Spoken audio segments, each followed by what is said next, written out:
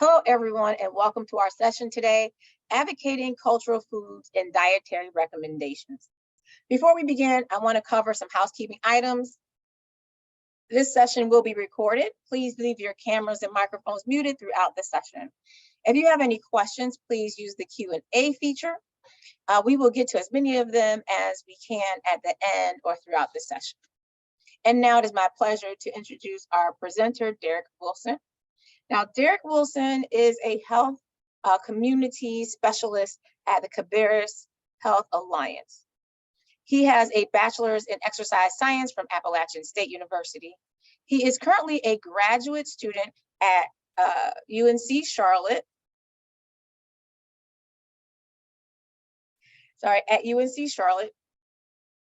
Pursuing his master's in public health. He has co-written an article on addressing sugary sweetened beverage consumption in North Carolina. Derek loves helping people build happier and healthier lives.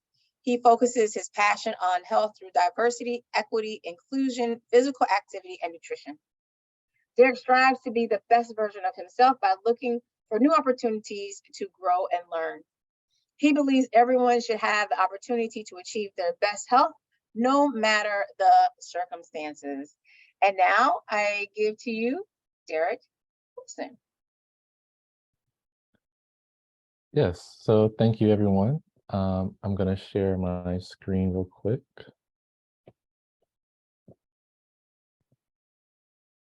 All right. Can everyone see my PowerPoint? Yes. Okay.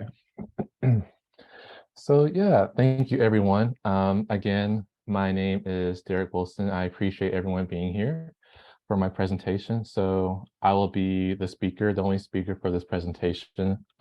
Like Shivi presented, I'm sorry if I mispronounced your name. I'm a healthy community specialist at the Cabarrus Health Alliance. I'm also a student at UNC Charlotte, working on my master's in public health with a concentration, specifically a concentration in nutrition and physical activity. So this presentation I have for you all today relates to some of the work I do at school and a little bit with my job. And so I'll be presenting on advocating cultural foods and dietary recommendations.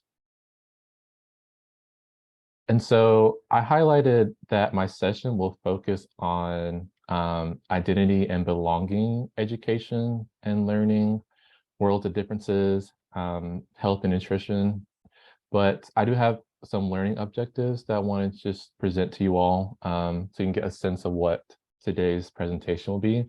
And that will just be describing food, culture, and the stigma behind cultural foods relating to quality, health, and nutrition, and then examining recommendations related to diet and strategies and to utilize when championing cultural foods in diet and nutrition.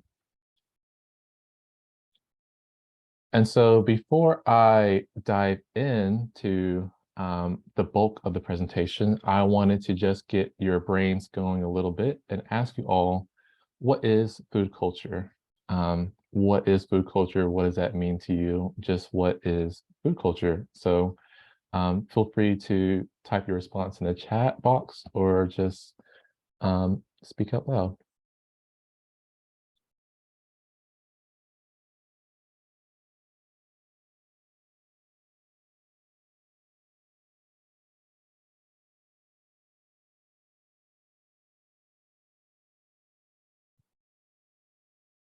Yeah, traditions, rituals, and community. Yes, exactly. Are there any other answers? Practices, attitudes, and beliefs about food and diet? Yeah. Attitudes and beliefs towards diet? Exactly. So it looks like everyone is pretty spot on, different varieties, expressing those cultures. So yeah, so those exactly right. But in a nutshell, food culture is, to kind of describe it a little bit more, it's just kind of like the practices attitudes, and beliefs, like you all kind of mentioned, but as well as the networks and institutions surrounding the production, distribution, and consumption of food. Um, and so to kind of make it more easier to read, it could also be described as, habits, rituals, like you all mentioned, practices, belief systems, values, lifestyles, traditions, customs centered around growing, producing, cooking, really just celebrating food in general, having that family history, that lineage, different ethnicities, backgrounds, geographic locations, all of that ties into food culture. And some food cultures that we kind of see every day a little bit here and there are Asian, European, and Western food cultures. So those are just some few to name. But to get specific, with the Asian food cultures, we see like Indian, Japanese, Chinese foods, those different things. And then with the European, we kind of see the French, Greek style food, Italian, Spanish food. And of course, the Western food cultures, we kind of mostly assume like the Americanized food. But those are some few to kind of name, as there are many more food cultures out there and different types of foods as well. And so I have another question just to get the brain going a little bit more. So I'm just curious to know what specific foods represent you all on this session today. So this can be like spaghetti, maybe you're a strawberry smoothie type person, maybe mac and cheese type person, tacos, maybe turkey sandwich, and so on. So those are just some examples, but what specific foods represent you? And then again, feel free to type your response in the chat or just scream it out. So we have smoothies, veggies, vegan dish. I think that's very important. Brownies, dinner rolls, tofu. Anything else? Anybody else want to share what represents you? Honey, turkey, and cheese sandwiches, some meats. Loves all type of foods, vegetarian. Soup, fried chicken, veggies, beans, and soup. Tortillas, avocados, cilantros, potatoes, fruit, chilies. Traditional Korean dishes, mom's mac and cheese, rice. So yeah, these foods really represent you all. I can definitely relate to some of those foods you all mentioned. But they make up us, right? They have a sense of purpose to us. And so it almost has like an identity with who we are. And so that's kind of what I want to mention right now is food identity. And it's really just traditional foods and beverages that represent a person. So kind of like what you all mentioned in the chat, it's just a continuity of culinary traditions across generations in a country. It doesn't necessarily have to be related to traditional, some type of traditions, but the foods represent you in some way or form. And food defines and distinguishes ourselves from other groups of people. So like I said before, it shapes us. It's who we are. It's me, right? It's you. It's a part of these cultural identities that we have for ourselves. And even the term cuisine is used to refer to specific cultural traditions of cooking, preparing, and consuming food. And so now that I got your brains going a little bit, I just wanted to provide some brief history of how there are some structural racism in the United States. I think one of the obvious one that I'm sure all of you are familiar with maybe is just like African-American slavery, how that's really been a dramatic effect on Black people. And so you may or may not know this, but back then, when Black people were slaves, we were only given like leftovers or the undesirable cuts of meat from whoever owned them, their masters and whatnot. So really, Black people had to be creative with the foods they were given. They had to use their knowledge based off, their African heritage to kind of forge their own foods. And some of them might have been kind of similar, kind of what we see now with soul food, which is a well-known cuisine in the American South. So like ham hocks, chitlins, like those type of things is kind of what we see today. And so that really had an impact on how Black people kind of make their own food, how it's really called like soul food, which is very well known in the South. And then the Jim Crow era kind of enhanced what we kind of see today a little bit. And so that kind of looked like enhanced the lack of cultural foods as African Americans were forced into conditions that reduced their access to resources like adequate housing, education. And so that lack of housing and education in the African community ultimately affected access to healthy foods, resources that could be contributed. And that can be seen today, really. Food insecurity is really a problem. And so we kind of saw that early on during that Jim Crow era with Black people or African Americans.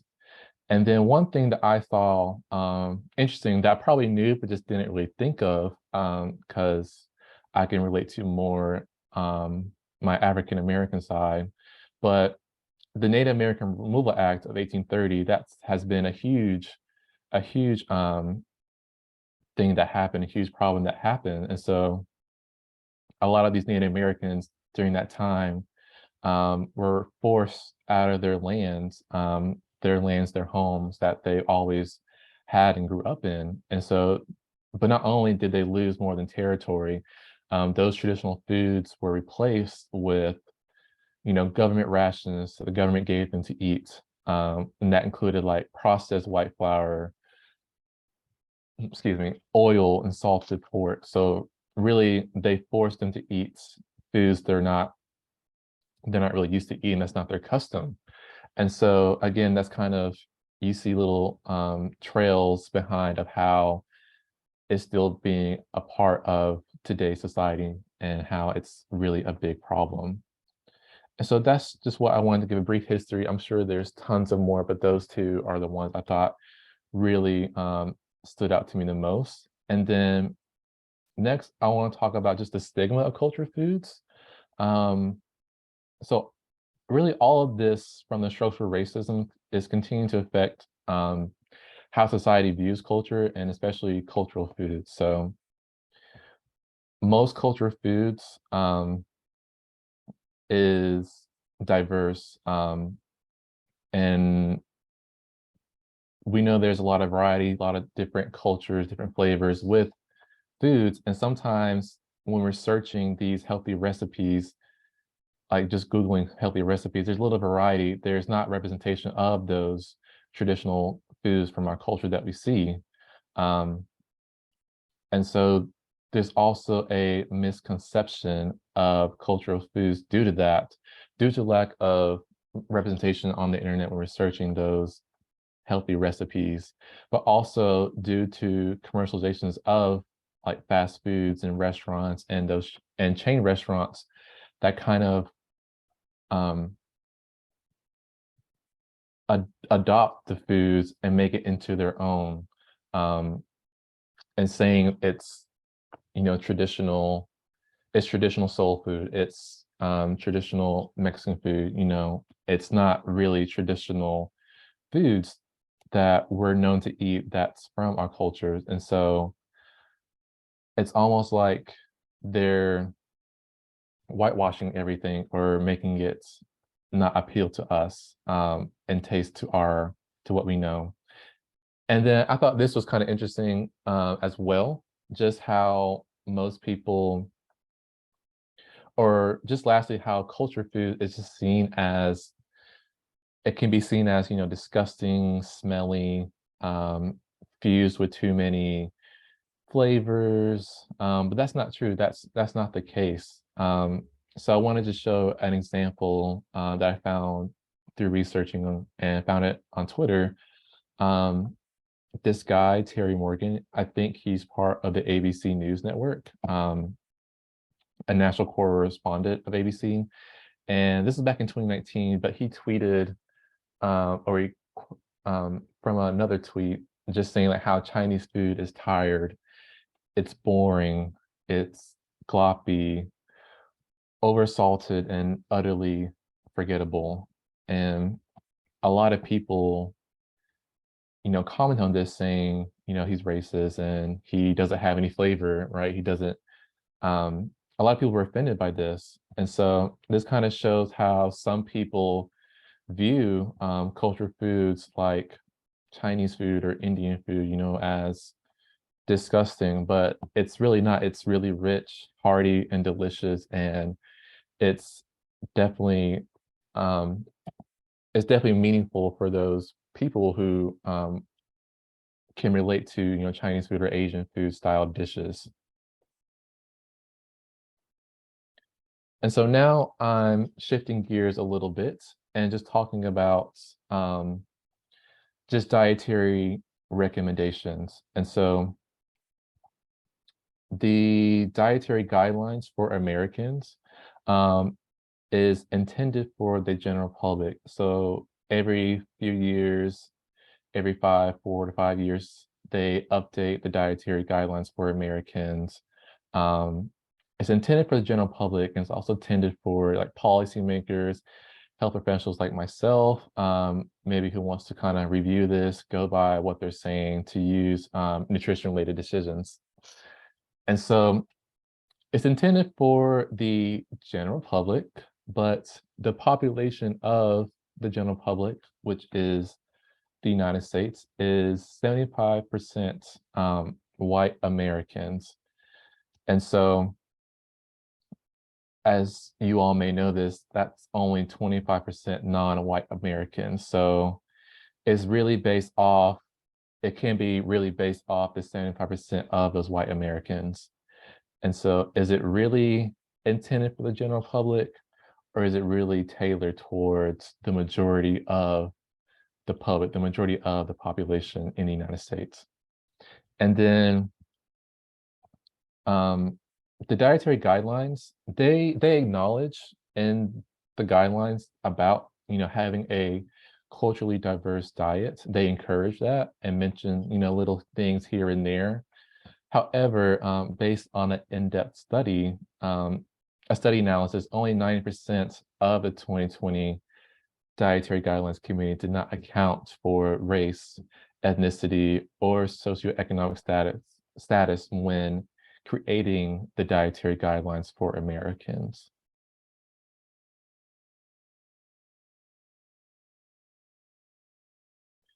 And so after, based off, everything that you heard so far, I, again, kind of want to ask you all, just see what you all think as what is the best diet for a person. It can be the DASH diet, it can be the keto diet, it can be the Mediterranean diet, the Atkins diet, and so on. So really just wanted to know what you all think as what is the best diet for a person. And then, feel free to type your answer in the chat box, or you can come off mute.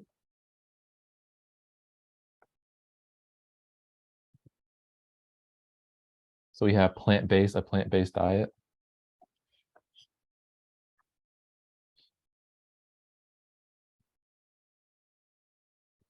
There's no wrong answers here as well. Are there any other diets that anyone can think of? So anything healthy that they can afford. Stay away from processed foods as much as possible. Plant-based diet and not processed foods. Balanced plates of fruits and veggies and protein. A diet that incorporates fresh fruits and veggies. The the best diet as a person is the foods their body responds to the best. Is really based on the individual. Anything full of fruit and vegetables, lean proteins, eating clean as possible with a day on the weekend where I can eat when I want. Yeah. So all of those are, right answers. There is no wrong answer. Um, and we all have our preferences. We all have different diet needs, um, different foods we like. And so that was almost like it's kind of like a trick question. But I did want to point out that a lot of times that the Mediterranean diet is considered almost a gold standard diet for best health. Um, a lot of people view this as the gold standard diet just because of how much it can reduce cardiovascular disease for people. And I'm not saying the diet doesn't work, but it does work. It does work and does help people. But there are some research bias and study bias as it may be whitewashed by many of these researchers who have studied the Mediterranean diet. And so I reviewed a study of how a study kind of shown that when researching the med diets on, PubMed is a well-known resource to search articles, studies have been done. And so that PubMed search found that almost over 6,400 med diet results came up in PubMed, but only about 2,400 results showed up for Asian, African, Hispanic diets results combined. And so that's all of those diets combined. And so that's not a lot of research being done just from those other diets. There's so much heavy research being done with the Mediterranean diet.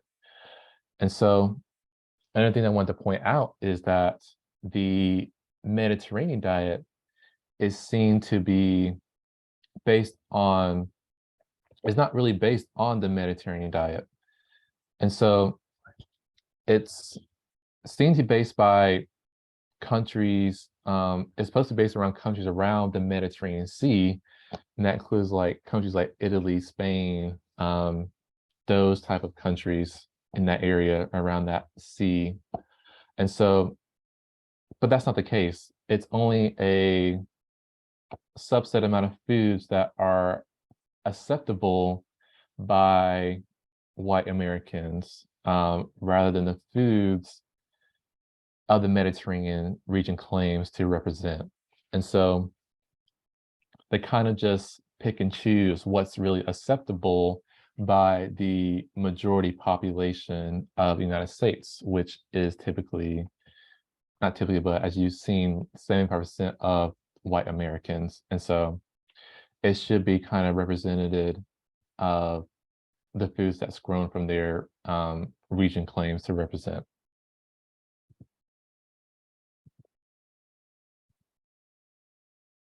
And so I just wanted to show you all some other diets that, are more tailored towards the culture and traditions and heritage of, ancestors that you may have. And so there are other diets, like the med diet that have more traditional foods. So these diets were made from Old Ways, which is a nonprofit organization that helps to rediscover and embrace the healthy, sustainable of, old ways that were done back in the day, foods that were eaten back in the day, how they were cooked, traditions, those type of shared cultural traditions. And so these diets are more traditional with different varieties of foods and cultures. We can kind of see the similarities as well between these three of the African heritage, the Latino, Hispanic diet, the Asian diet pyramid. They all have some type of similarities, but they also have their own differences as well. And so this really provides people what people were given before anything else. And there's a lot that can be learned by just looking back to the customs of our ancestors. And I think that's important to note as we, learn from, who we are and what our ancestors were back in the day. And Old Ways has many other diets that actually have a traditional Mediterranean diet as well that kind of looks similar to this. And so, and there are other diets as well, not just based off of this, but there's just, again, a dietary recommendation. There's like the My Plate as well, and like old food pyramids as well. But there's a whole bunch of different diets and food pyramids that are specifically tailored to your culture or what's eaten at different countries as well. But those ones stood out to me the most just because of just how it looks and the research that was done behind it and just the organization behind it as well. And so, so you would think based off, there's so much research, so much data out there that should be enough to have some change, have some representation in our dietary recommendations and other dietary recommendations and guidelines. You would think, it's 2022, we're getting close to 2023, why isn't this being done? Where's the change at? And so this is mostly because, studying food and nutrition is very complicated. It's a complicated process. And so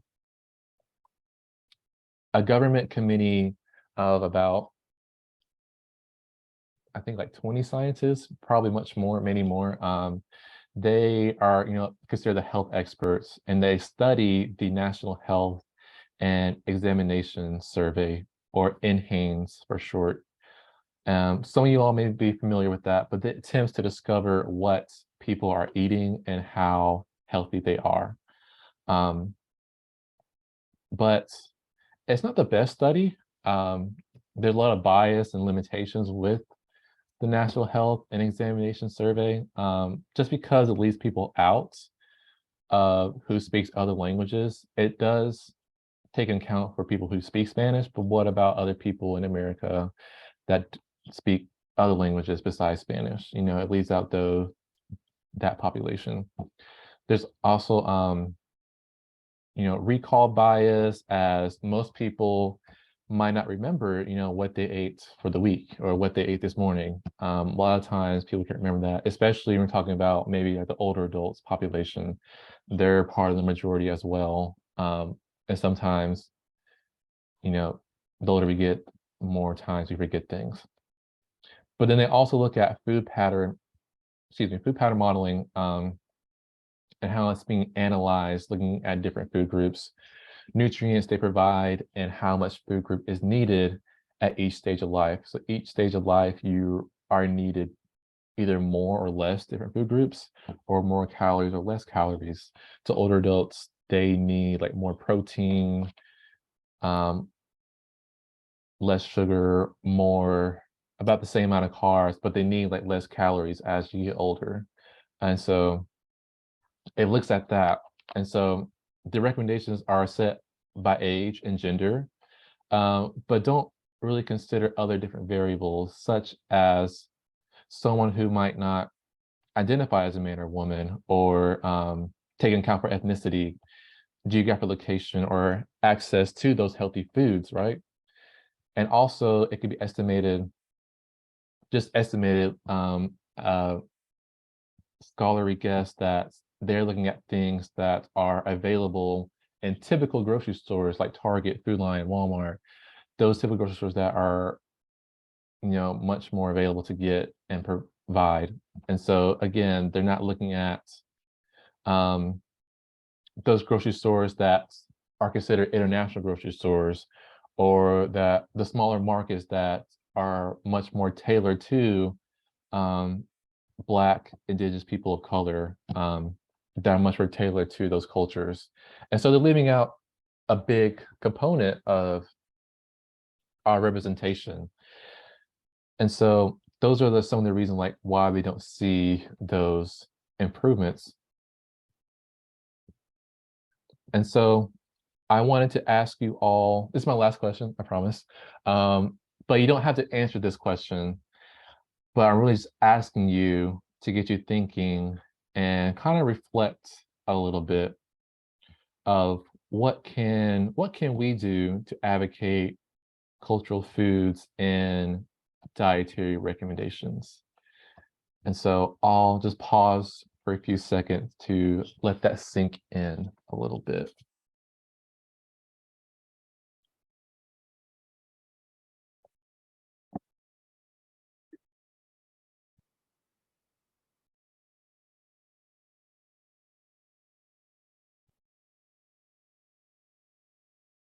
So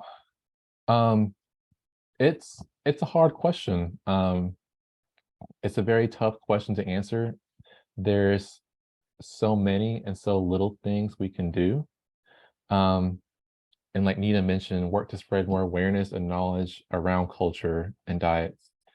And Alicia mentioned like incorporate diverse recipes in our nutrition teaching and cooking classes. And so, yeah, all of those are right on the spot.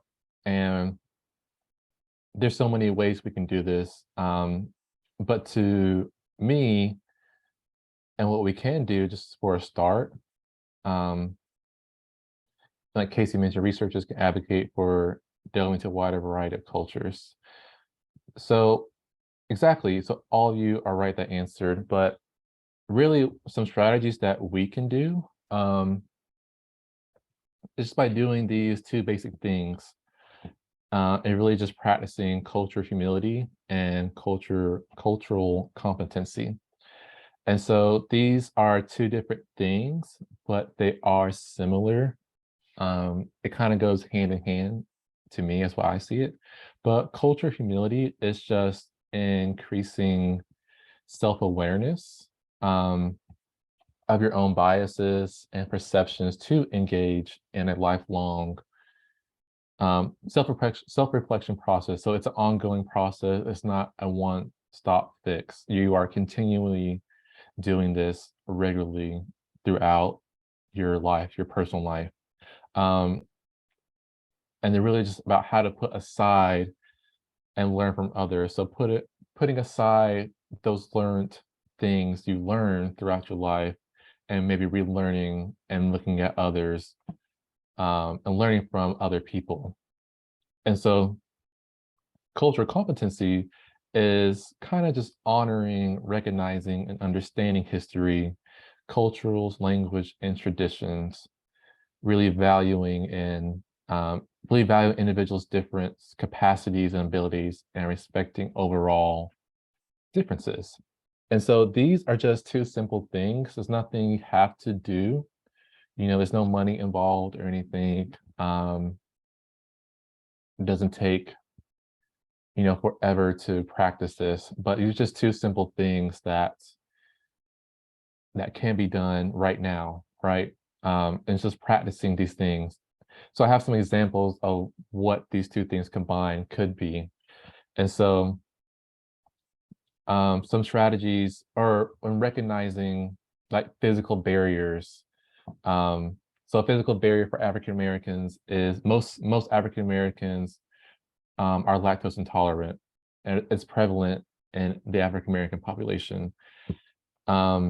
Recognizing that barrier, you recognize that barrier, you're more aware of that barrier, maybe do a little bit research on that barrier. And maybe you, so this was a person coming to you for advice, maybe nutrition advice, maybe you might recommend them almond milk or soy milk or different alternatives to milk, or maybe just cut out or find some different way to get, you know, those different vitamins that are found in milk.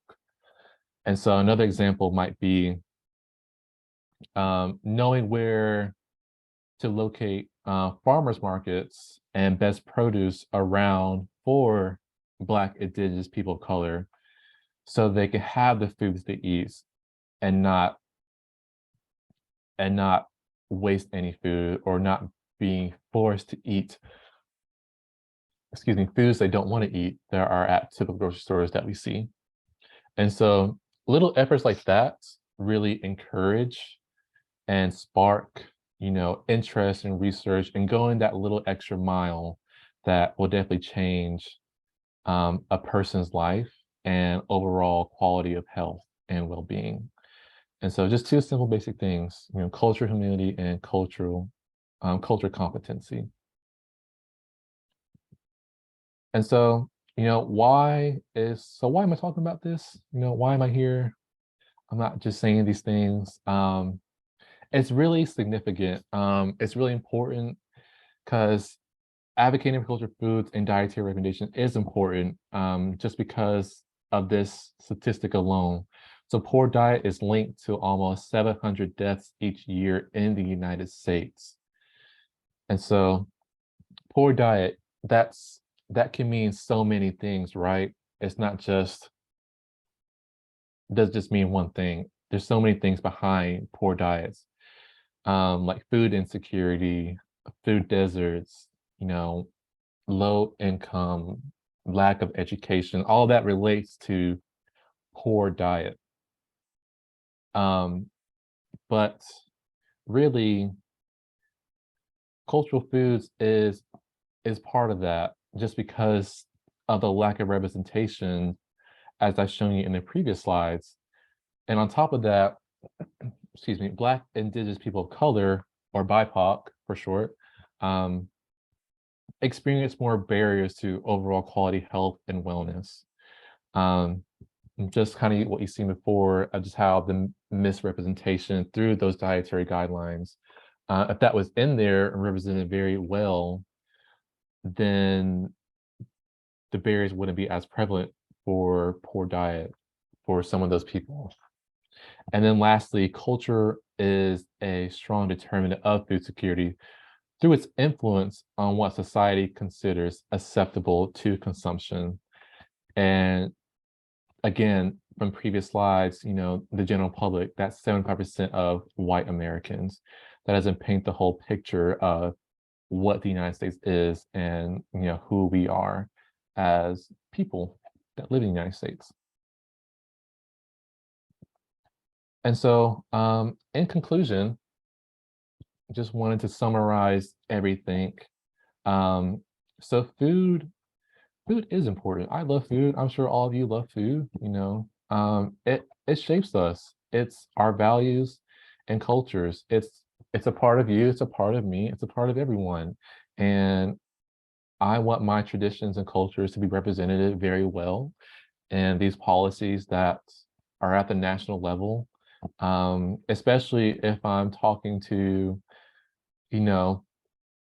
people that I serve, especially if I'm talking about my participants in my diabetes prevention program, I want to make sure I can maybe reference these guidelines, and have that representation that I can give back to the communities I serve. And so it definitely shapes our values and cultures. And then lastly, or not lastly, but other diets need to be considered. So the Mediterranean diet does work. But it doesn't work for everyone, right? And it should be considered, other diets should be considered as well when researching. So med diet is not just the best diet. We don't know about cultural diets because it's not researched enough compared to the Mediterranean diet or other diets or keto diets, Atkins diets. But, as you all kind of mentioned before, the best diet is really just what fits you. It can be a lot of fruits and vegetables, good amount of protein, good amount of grains. Maybe it's vegan, maybe it's plant-based, maybe it's, having sweets, here and there. But other diets need to be considered at the table when making these policies and guidelines and dietary recommendations. And then lastly, just really practicing cultural humility and competency. And so again, these are just simple, basic things that we can do right now. and that we have to practice. It's a lifelong practice, right? It's a lifelong process. And then applying those things, once we're able to learn what we can from ourselves and doing the research, and then applying what we know to our communities, to the people we serve, to ourselves, to family, friends, can push that forward. It can spark more interest in yourself, and it can even spark more interest into other people. And so I always like to say the little changes are the biggest changes. The little efforts make the lasting changes, make the lifelong lasting changes. And so, yeah, so little efforts like practicing cultural humility and competency will change someone's life, even your life, forever, and hopefully for the best. And yeah, so that's it. I just wanted to make sure I had time for questions. So I do appreciate everyone, and thank you all for being part of this session. I'm grateful I was able to be part of this, and so happy I can present to you all today. So there's much more research too related to advocating cultural foods and dietary recommendations, but this is what I was able to find and what really spoke to me the most and what interests me the most with nutrition. And so, yeah, are there any questions or anything that you may have for me? And if not, you can always email me at DerekWilson@cabarrushealth.org.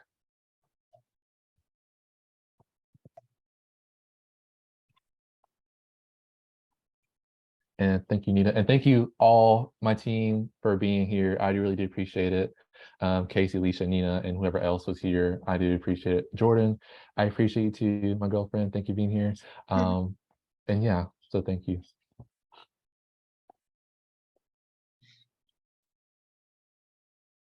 Well, I don't see any questions in the chat. Great participation. But I do want to thank everyone for attending and participating in the Advocating Cultural Foods and Dietary Recommendations session. And I just want to remind everybody to please go to the remainder sessions, like enjoy the remainder of the conference. Hope you guys have really enjoyed the conference so far. We've had a lot of great presentations. Lunch was really good. The next session starts at 2 p.m. So I hope you plan on joining that. And again, Derek, thank you for presenting today as well. And everyone have a great rest of your afternoon. All right, bye everybody. Thank you, everyone.